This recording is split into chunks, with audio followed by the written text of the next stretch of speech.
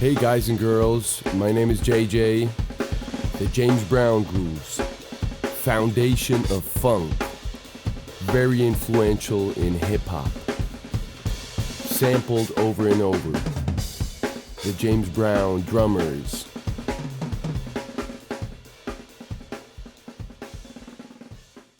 Okay, here we go. Number one, Funky President, 1974. Played by Allan Schwartzberg. He's one of the little lesser known James Brown drummers. I'm taking this as the first one, though it's the latest that I'm showing. 1974 is 105 BPMs, and it's probably technically the easiest of these grooves. So we'll start out with this one. Here it goes. Sounded something like this.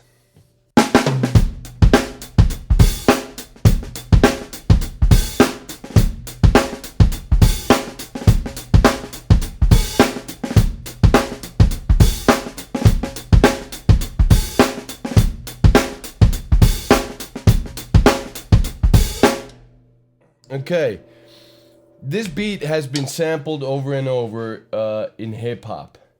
They took the first little bar of the recording. This has been used by Salt and Pepper, Public Enemy, LL Cool J, NWA, everybody. Now, there's one thing that is special about this beat, and that is that there's a slight swing to it, okay? It's not straight, so if you just see the transcription, if you just see the notes, it's not gonna work, okay? Because there's a slight swing on the bass drum on these offbeat 16s. So you have something like this, right? As opposed to straight.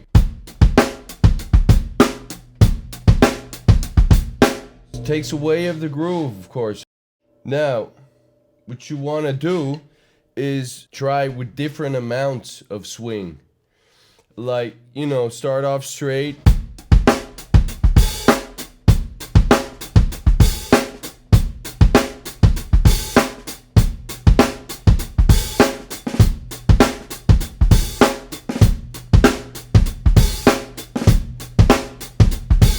And then go all the way to hard swinging. That's one thing you could practice. Then there's another thing happening here, and that's a little drag, a little groove drag, so to speak, that you're gonna do as a ghost note on the snare before the one, like this. Okay?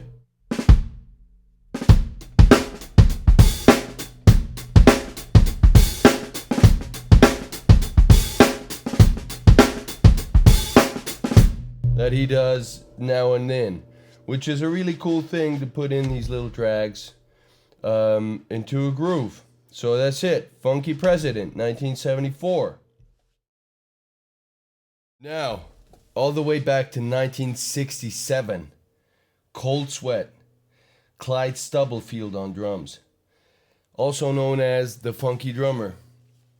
Clyde, he came up with a beat that people would go crazy. Drummers, musicians around, they didn't know how to handle, didn't know what to do. This beat really revolutionized syncopated funk drumming. What he did is he displaced the backbeat and the one in the second bar and made it a nice two-bar phrase, which goes something like this.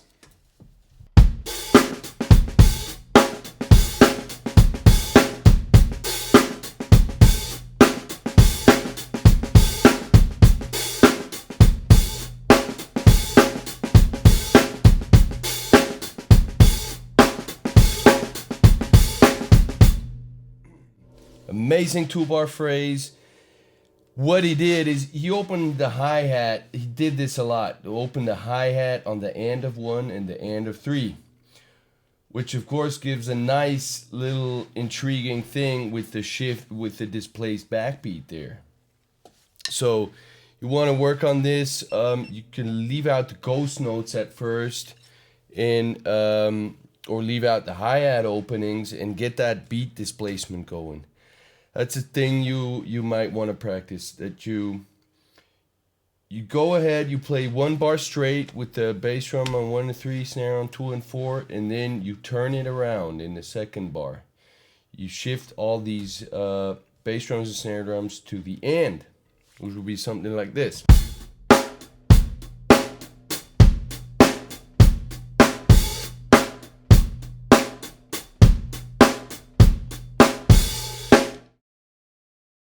Little things like this are great to practice, that you always know where the 1 is, you always know where the pulse is, where the beat is. Then what happened is that they would play it at various tempos. Later on they would play it live, they would play much faster, that groove, where it would become then more of a quarter note hi-hat thing. They would maybe go something like this.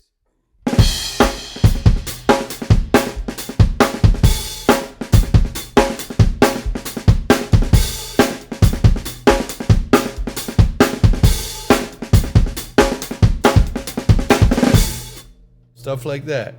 So that's a really nice beat to explore. Cold Sweat, 1967, sorry.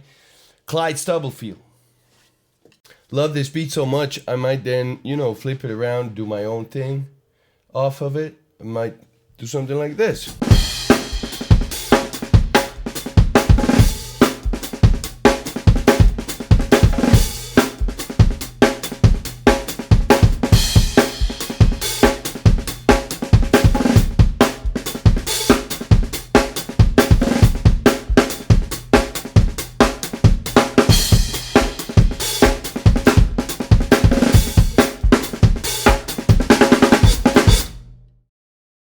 Next up, 1969, Mother Popcorn. Again, Clyde Stubblefield on drums. He would take it up to 116 BPM, and he would try out a new thing. He would use quarter notes on the hi-hat, which was a new thing back then because everybody was playing more eighth notes, timekeeping. But underneath there would be some heavy 16 kind of bass drum snare thing going on, which would sound something like this.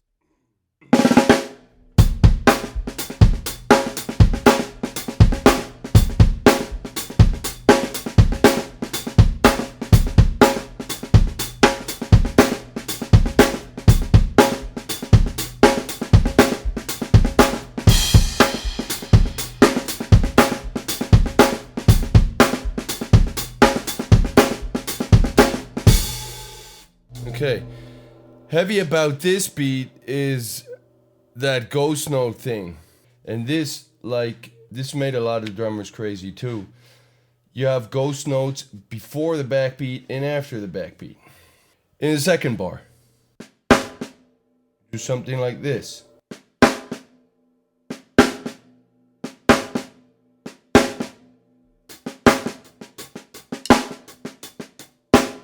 Okay.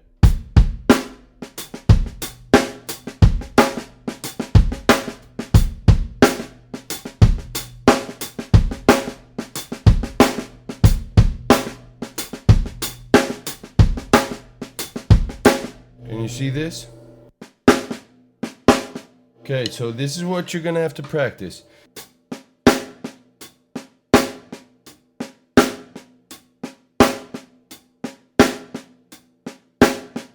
Okay, ghost note levels, keep them ghost notes down. Bring the backbeat up, maybe with a little rim shot. That's that. That's really a mother, that beat. I love it. 1, 2, 3, 4. One track that everybody knows, Sex Machine.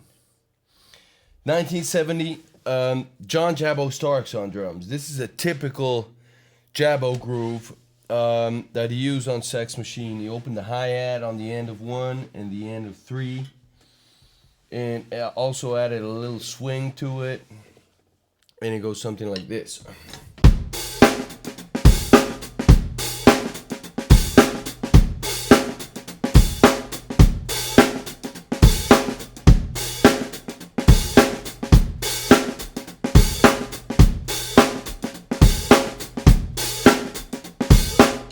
Okay, special about this is that you have that hi-hat going together with the ghost note and then a ghost note alone in the middle of the bar.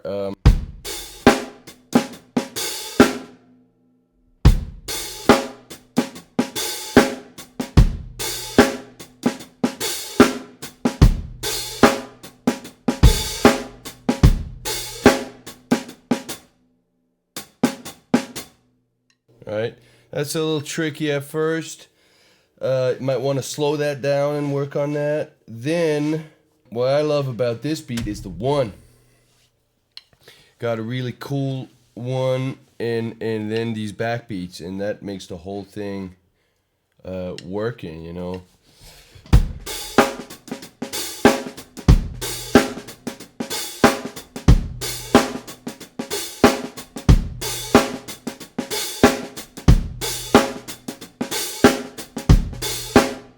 You can slow that down and it still works, that groove.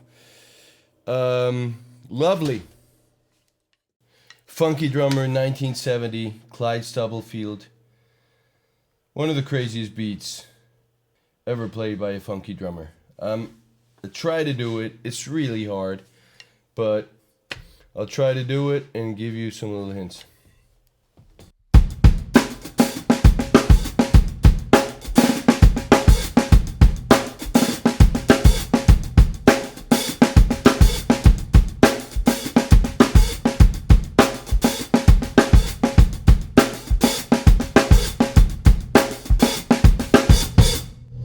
Okay, I think what's really important is that you have to keep your levels really low.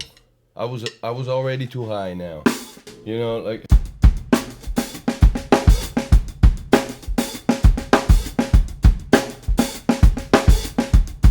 what they did, you know, they played actually pretty softly in the studio, but they had, of course, with the analog recording of these days and the nice compression, they brought this whole thing up to make it sound big, but they played softly actually on a lot of these beats. So with this one, you definitely have to slow it down, you know.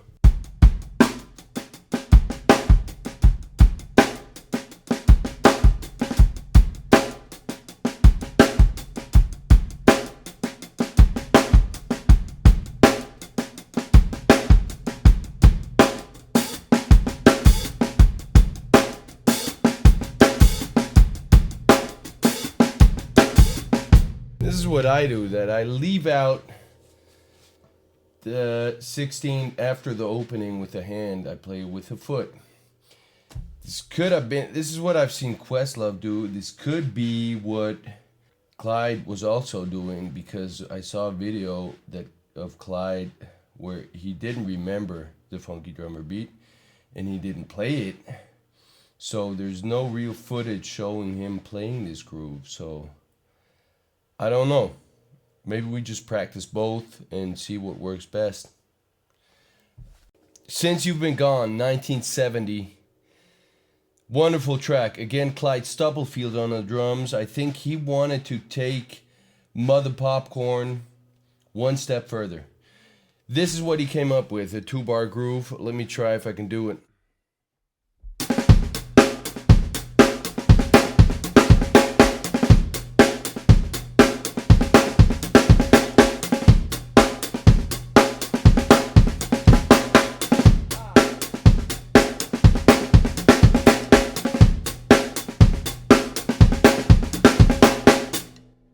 He came up with something like this, crazy groove.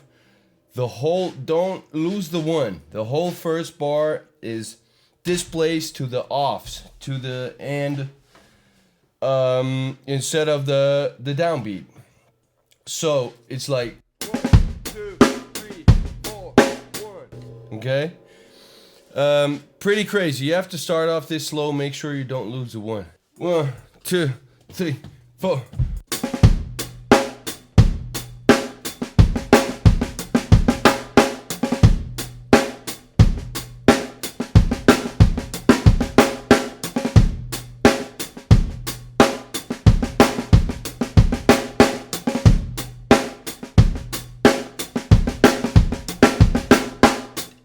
Okay, crazy. Displacement there and a little triplet in the beginning is pretty cool. Clyde Stubblefield. Woohoo!